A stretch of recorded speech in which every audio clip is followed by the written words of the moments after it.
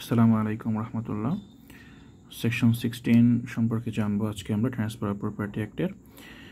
Section 16-এ বলছে যে transfer to take effect on failure of prior interest, অর্থাৎ পূর্ববর্তী শর্ত যদি ব্যর্থ হয় তাহলে হস্তান্তরের কার্যকারিতা কেমন হবে। এখানে বলছে যে where by reason of any of the rule contained in section 13 and 14, যেখানে সেকশন 13 এবং 14-এ যে বর্ণিত রুলগুলো আছে সেগুলোর কারণে an interest created for the benefit of a person, অর্থাৎ একজন ব্যক্তি বরাবর কোনো বেনিফিট ক্রিয়েট করা হয়েছে, হ্যাঁ, অথবা হচ্ছে একটা ক্লাস বরাবর কোনো বেনিফিট ক্রিয়েট করা হয়েছে, সেটা যদি ফেইল করে সেকশন 13 এবং 14-এর রুলের কারণে, হ্যাঁ, কোনো হচ্ছে ক্লাস অফ পার্সন অথবা কোনো হচ্ছে একজন পার্সোনাল ব্যক্তি বরাবর যদি কোনো সম্পত্তি হস্তান্তর ব্যর্থ হয় সেকশন 13 এবং 14-এর রুলের কারণে, তাহলে in regard to such person or the whole of such person, any interest created in the same transaction and intended to take effect after or upon failure of such prior interest also fails, অর্থাৎ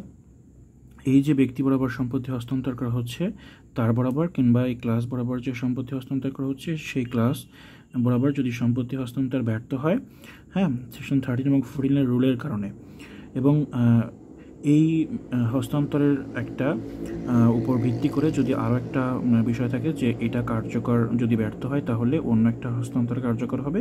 এমন যদি কোনো বিষয় থাকে তাহলে সেটাও ব্যর্থ হবে। হ্যাঁ, সেকশন 13 এবং 14-এর রুলের কারণে যদি কোনো সম্পত্তি হস্তান্তর কার্যকর না হয় বা ব্যর্থ হয়, এবং যদি এমন কিছু বলা থাকে যে এই হস্তান্তরটা যদি ব্যর্থ হয় তাহলে পরবর্তী আরেকটা হস্তান্তর কার্যকর হবে, তো এই পূর্ববর্তী হস্তান্তর ব্যর্থ হওয়ার কারণে পরবর্তী হস্তান্তরটাও অলসো ফেলস, হ্যাঁ, ব্যর্থ হবে। তো এটা হচ্ছে আমরা একটা উদাহরণের মাধ্যমে বুঝবো, তাহলে বিষয়টা ক্লিয়ার হয়ে যাবে।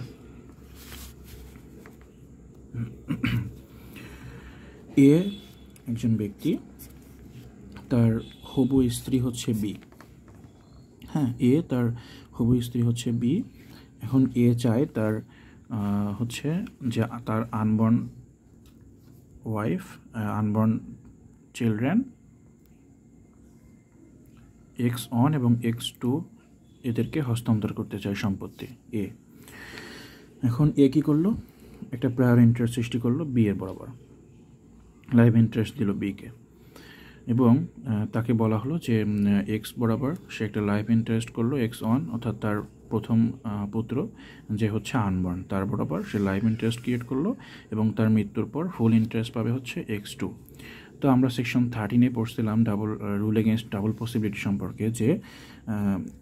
যদি আনবর্ন পার্সনকে কোনো হচ্ছে একটা শর্ত দেওয়া হয় তো সেটা লাইভ ইন্টারেস্ট দেওয়া যাবে না, সেটাকে দিতে হবে ফুল ইন্টারেস্ট। তো এখানে বলা হয়েছে যে প্রথম পুত্রকে লাইভ ইন্টারেস্ট দেওয়া হবে এবং তারপর তার মৃত্যুর পর দ্বিতীয় পুত্র পাবে ফুল ইন্টারেস্ট। এখানে এই বিষয়টা এখানে রুল এগেনস্ট ডাবল পসিবিলিটি, অর্থাৎ এখানে এই হস্তান্তরটা কার্যকর হবে না, এখানে ভয়েড, এবং এটা ভয়েড আব ইনিশিও হবে। এবং যেহেতু সেকশন 13-এর আন্ডারে একটা প্রায়র ইন্টারেস্ট ব্যর্থ হলো, এই কারণে এর পরবর্তী যে হস্তান্তরটা অর্থাৎ X2 বরাবর যে হস্তান্তর সেটাও ব্যর্থ হবে। আমরা যেটা এখানে সেকশনে পড়লাম যে কোনো একটা হস্তান্তর যদি করা হয় এবং বলা হয় যে যদি পূর্ববর্তী হস্তান্তর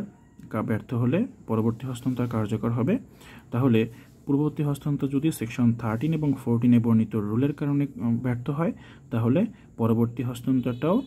অলসো ফেইলড, অর্থাৎ সেটাও হচ্ছে ব্যর্থ হবে। এটাই হচ্ছে সেকশন